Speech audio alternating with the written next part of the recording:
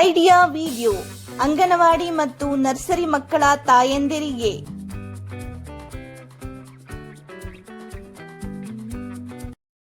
ನಮಸ್ಕಾರ. ಇಂದಿನ ಸಭೆಗೆ ನಿಮ್ಮೆಲ್ಲರಿಗೂ ಸ್ವಾಗತ.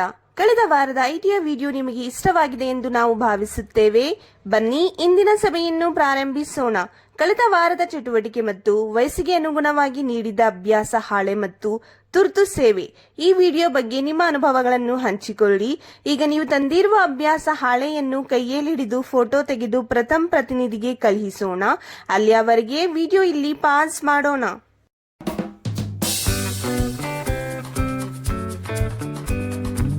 ಬನ್ನಿ ಮುಂದಿನ ಚಟುವಟಿಕೆಯನ್ನು ಮಾಡೋಣ. ಇದರ ಹೆಸರು ಮಾಡಿ ನೋಡೋಣ.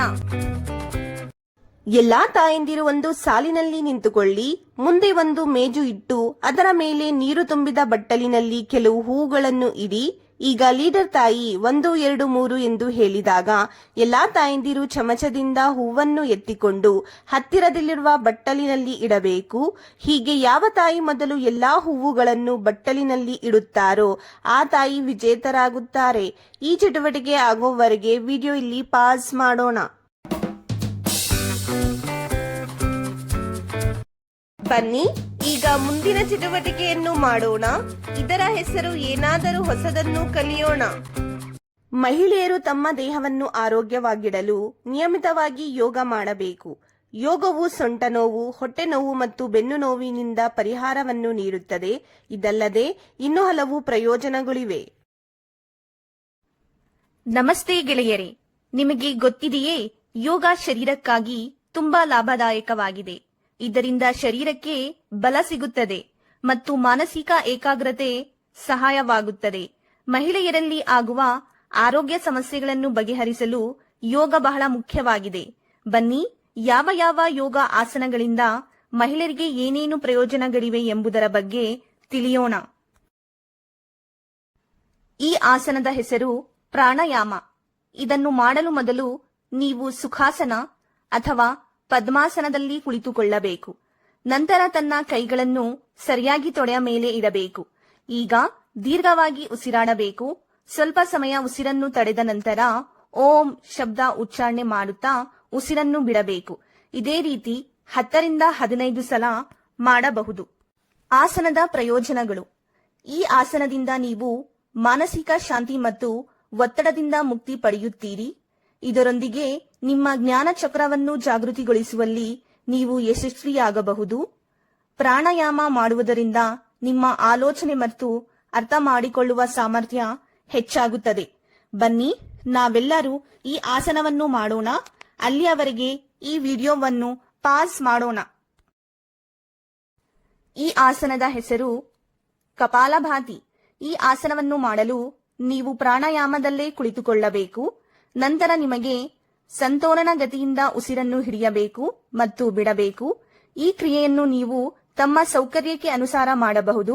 ಗಮನವಿಡಿ, ಉಸಿರು ಹಿಡಿಯುವ ಮತ್ತು ಉಸಿರು ಬಿಡುವ ಚಟುವಟಿಕೆ ಅಧಿಕ ವೇಗವಾಗಿ ಇರಬಾರದು. ಎರಡರಲ್ಲೂ ಸಮತೋಲನ ಇರಬೇಕು. ಆಸನದ ಪ್ರಯೋಜನಗಳು. ಈ ಆಸನವು ಮಹಿಳೆಯರಿಗೆ ತುಂಬಾ ಪ್ರಯೋಜನಕಾರಿಯಾಗಿದೆ. ಇದು ನಿಮ್ಮ ಕೂದಲು ಉದುರುವುದನ್ನು ನಿಲ್ಲಿಸುತ್ತದೆ. ಮುಟ್ಟಿನ ಸಮಸ್ಯೆಯಿಂದ ಮುಕ್ತಿ ನೀಡುತ್ತದೆ. ಇದು ಗರ್ಭಾಶಯದ ಉಂಡೆಗಳಿಗೂ ಪರಿಣಾಮಕಾರಿ ಎಂದು ಸಾಬೀತುಪಡಿಸುತ್ತದೆ. ಈ ವಿಡಿಯೋದಿಂದ ನೀವು ಹೇಗೆ ಪ್ರಯೋಜನ ಪಡೆಯಬಹುದು? ಎಲ್ಲಾ ತಾಯಂದಿರು ಗುಂಪಿನಲ್ಲಿ ಹೇಳಿ.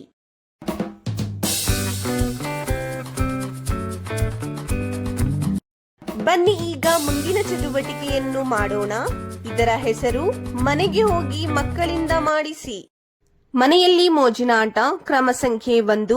ಹಳೆಯ ಪುಸ್ತಕ ಅಥವಾ ದಿನಪತ್ರಿಕೆಯಿಂದ ಚಿತ್ರವನ್ನು ತೆಗೆದುಕೊಳ್ಳಿ.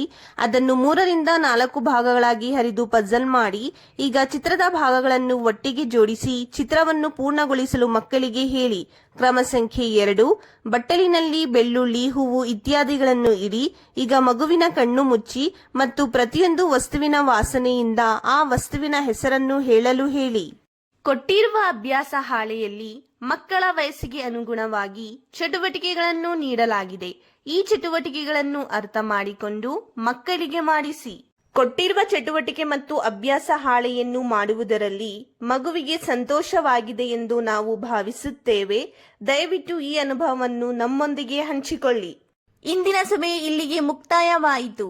ಇಂತಹ ಇನ್ನಷ್ಟು ಹೊಸ ಮಾಹಿತಿ ಮತ್ತು ಚಟುವಟಿಕೆಗಳೊಂದಿಗೆ ಮುಂದಿನ ವಾರ ನಿಮ್ಮನ್ನು ಭೇಟಿ ಮಾಡುತ್ತೇವೆ. ಅಲ್ಲಿಯವರೆಗೆ ನಿಮ್ಮ ಮತ್ತು ನಿಮ್ಮ ಮಕ್ಕಳ ಆರೋಗ್ಯದ ಬಗ್ಗೆ ನೋಡಿಕೊಳ್ಳಿ. ಧನ್ಯವಾದಗಳು.